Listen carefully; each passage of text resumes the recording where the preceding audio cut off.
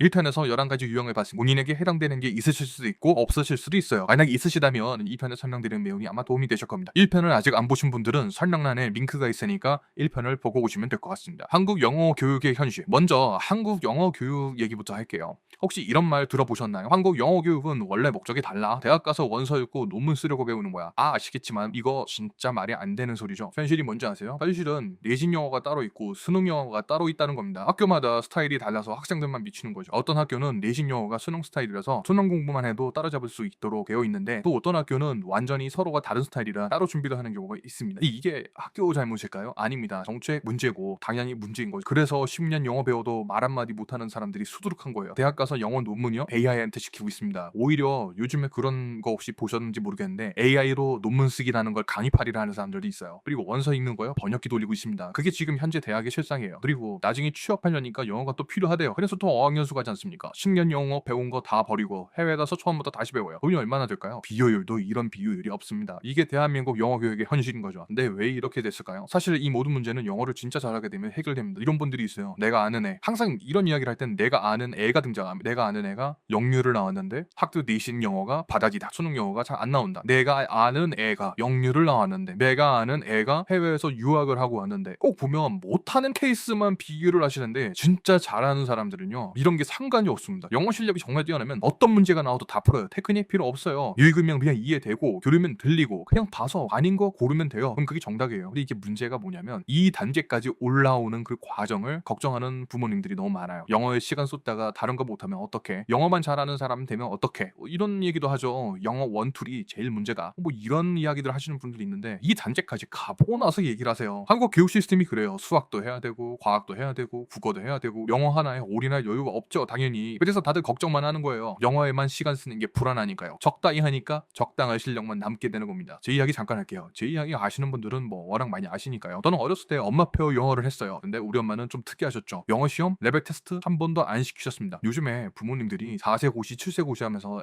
애들 레테 시키고 하잖아요. 그런 걸 자꾸 하게 되면은 취하지 않을까요? 물론 좋아하는 애들도 있겠지만은 저는 이게 좀 문제가 있을 것 같아요. 왠지 그 심리적으로 이 과목에 대해서 부담감을 느끼고 더 즐기지 못하지 않을까 저는 그렇게 생각이 들거든요. 그래서 그냥 즐기게 놔두셨어요. 저희 엄마는 소통하면 됐다, 즐기면 됐다. 이게 저희 엄마 마인드였거든요. 제가 그렇게 자랐기 때문에 저는 기준이 없었어요. 어떤 게 잘하는 건지에 대한 기준이 저는 당연히 없죠. 레벨 테스트를 받아본 적이 없으니까요. 초등학교 3학년 때 학교에서 영어 수업이 시작됐어요. 저는 원어민 선생님이랑 자유롭게 대화하는 학교에 몇 안 되는 학생이었죠. 그런데요, 제가 초등학교 5학년 때인가 환시를 깨달았습니다. 게임 유튜브를 보다가 디스코드 서버를 하나 알게 됐어요. 외국인들만 모여있는 서버였는데 저는 그 사람들이랑 소통을 하고 싶었어요. 그래서 들어갔죠. 그때 그 서버에 4,000명 정도 있었던 것 같아요. 그래서 소통을 하려고 시도를 했는데 제가 쓰는 영어가 그 사람들에게 한참 부족하다는 걸 알게 됐죠. 쟤 뭐야? 영어 못하는 초딩이네. 진짜 이런 취급받았어. 저는 이게 굉장히 열이 받았었거든요. 당시 코로나 시기이기도 했고 전 세계적으로 사람들이 집 밖으로 잘 안 나가고 게임하는 사람들이 많았어요. 저는 그때 좀 결심을 했죠. 어떻게든 이 사람들이랑 대등하게 소통을 한번 해보겠다. 그때부터 저는 학교 갔다 오면 하루에 5시간씩 영어로 대화를 했습니다. 영어를 따로 공부한 게 아니라 어떻게든 그 사람들하고 소통을 하기 위해 노력을 했어요. 모르는 표현은 그때그때 구글링을 해서 바로 찾아보고 써먹었습니다. 어떻게 보면 이게 제 방식의 공부였던 것 같아요. 근데 저는 이걸 공부라고 생각하지 않고 즐겼던 것 같습니다. 그래서 저는 단어장이 없어요. 영어 교재로 공부한 적도 없고요. 그렇게 몇 년이 지났습니다. 현재 그 디스코드 서버는 4,000명에서 시작해서 10만 명이 넘었죠. 저는 거기서 메인 관리자까지 올라가. 그리고 제가 대학에 합격하고 입학하고 나서 바빠져서 서버의 관리자는 그만두게 됐어요. 그리고 2023년도에 그 서버 개설자 친구가 새로운 서버를 또 만들었어요. 그 서버 개설자 친구랑 친구가 됐습니다. 예, 그래서 저는 거기서 지금 관리자를 또 맡고 있어요. 두 서버 다 전 세계 외국인들이 다 모여 있죠. 뭐 인도, 터키, 일본, 호주, 스웨덴, 영국, 대만, 미국 뭐 전 세계 국가 다 있습니다. 거기 관리자가 한국인인데 그게 바로 저입니다. 덕분에 저는 각 나라 발음을 다 익숙하게 됐죠.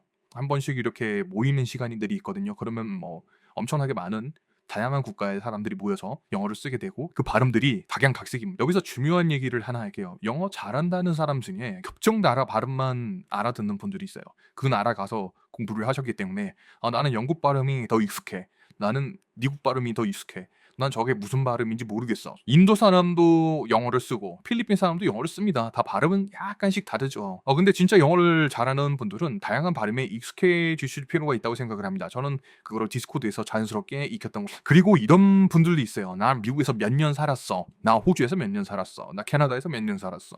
나 영국에서 몇 년 살았어. 해외에서 오래 산다고 영어를 잘할까요? 물론 잘하시는 분들 많죠. 근데 꼭 그렇지만도 않습니다. 한인타운을 가보시면 20년을 거기서 사신 분들, 영어 못하시는 분들 꽤 많습니다. 왜냐면 한국인들끼리만 어울리거든요. 한국 식당 가고 한국마트 가고 한국인 친구만 만나고. 영어는 어디 사느냐가 아니라 어떤 환경에서 어떻게 쓰고 있느냐가 더 중요합니다. 저는 한국에서 한 발짝도 안 나갔어요. 그런데 매일 전 세계 사람들이랑 영어로 대화하고 있습니다. 중요한 건 장소가 아니에요. 영어를 쓰는 환경을 만드는 겁니다. 자, 그럼 이제 해결책을 알려드릴게요. 그 전에 하나 물어볼게요. 여러분들은 핸드폰 설정이 대부분 다 한국어로 돼 있으실 거예요. 저는 영어로 돼 있어요. 당연히요. 그리고 저는 생각 자체를 영어로 먼저 하려고 노력해요. 왜 이런 노력을 해야 될까요? 저희가 원어민이 아니기 때문입니다. 뭔가 떠오르면 한국어로 생각하고 영어로 번역하는 게 아니라 저는 처음부터 영어로 생각을 하고 한국어로 말하는 거를 연습을 했어요. 이게 쉽지 않아요. 성인은 이런 노력을 특별히 많이 해야 됩니다. 애들처럼 자연스럽게 흡수되는 과정이 아니기 때문에 의식적으로 환경을 바꿔야. 제가 어떤 게임에 12만 회원이 있는 디스코드 서버 관리자가 되기까지 얼마나 많은 인풋과 아웃풋을 실행했을지를 한번 상상해 보시기 바랍니다. 이번을 한국 상황으로 생각을 해보세요. 네이버 카페를 생각해 보시면 간단한 건데요. 처음에 가입하고 글 읽고 댓글 달고 글 쓰고 활동하고 점수 쌓고 등업하고. 그런데도 관리자는 아무나 못하잖아요. 관리자가 되려면 뭐가 필요할까요? 단순히 활동만 많이 한다고 되는 게 아니잖아요. 그 카페를 만든 사람, 기존의 운영진들이랑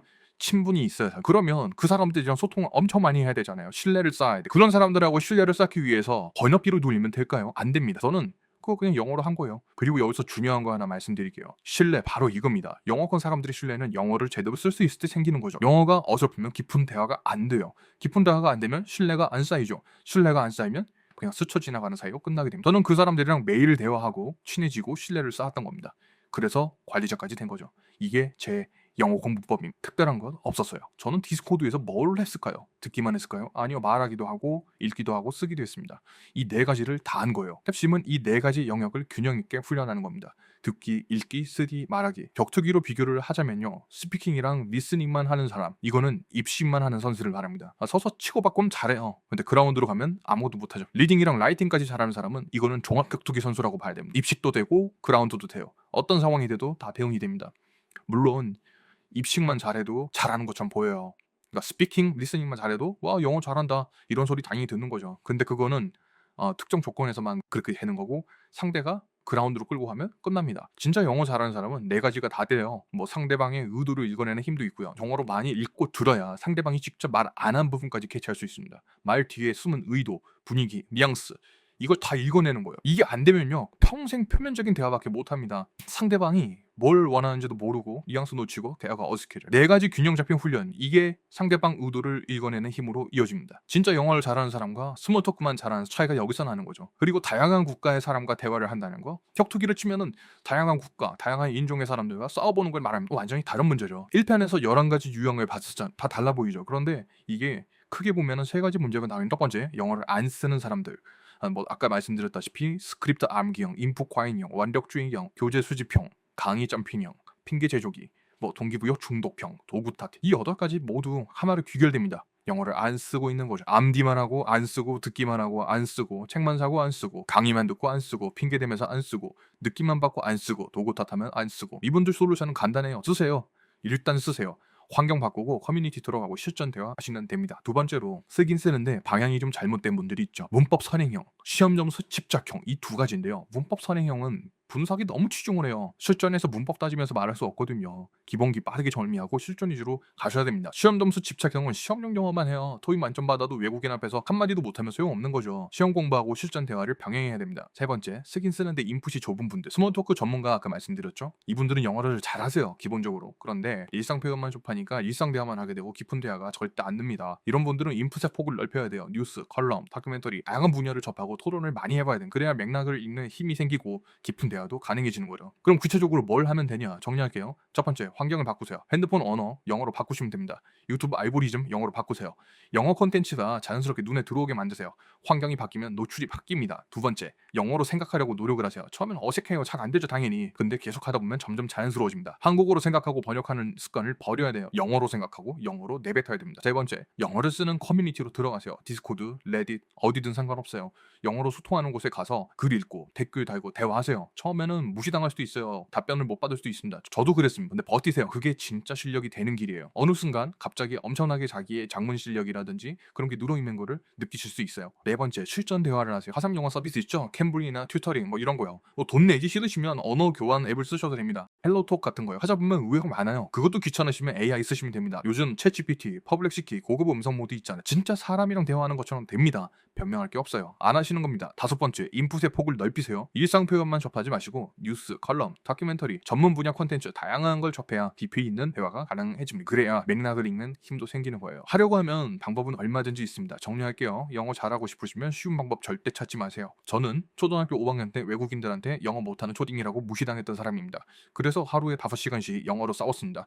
영어로 싸웠다는 게 책상에 앉아서 영어 책으로 공부를 한 게 아니에요. 그냥 영어를 쓰려고 계속 노력을 했습니다. 그 결과 지금은 전 세계 외국인 회원 12만 명이 넘는 게임 커뮤니티의 관리자이고 만 15살에 영어 강사도 시작했고 만 15살에 토익 만점도 받고 국민대 국제경영학부에 조기 입학했습니다. 다시 말씀드리지만 언어 천재는 없습니다. 천재적인 방법은 존재하겠죠. 그런데 그 천재적인 방법은 복잡한 게 아닙니다. 영어를 직접 쓰는 겁니다. 듣고 따라 말하고 읽고 써보는 것. 머리로 이해하려고 하지 마세요. 입과 귀와 손을 써야 됩니다. 영어는 학문이 아니라 기술이에요. 피아노 잘 치고 싶으면 피아노 쳐야 되고 수영 잘하고 싶으면 물에 들어가야 됩니다. 영어를 잘하고 싶으시면 영어를 쓰세요. 자, 이제 여러분 차례입니다. 이 편에서 말씀드린 여러 가지 유형 중에 당신은 어디에 속하시나요? 댓글로 남겨주세요. 그리고 제 책 AI 시대의 영어 문법도 한번 꼭 읽어보세요. 오늘 못다한 이야기들 다 담아뒀습니다. 구독이랑 좋아요는 알아서 하시고요. 근데 눌러두시면 제가 힘이 날 것 같습니다. 감사합니다.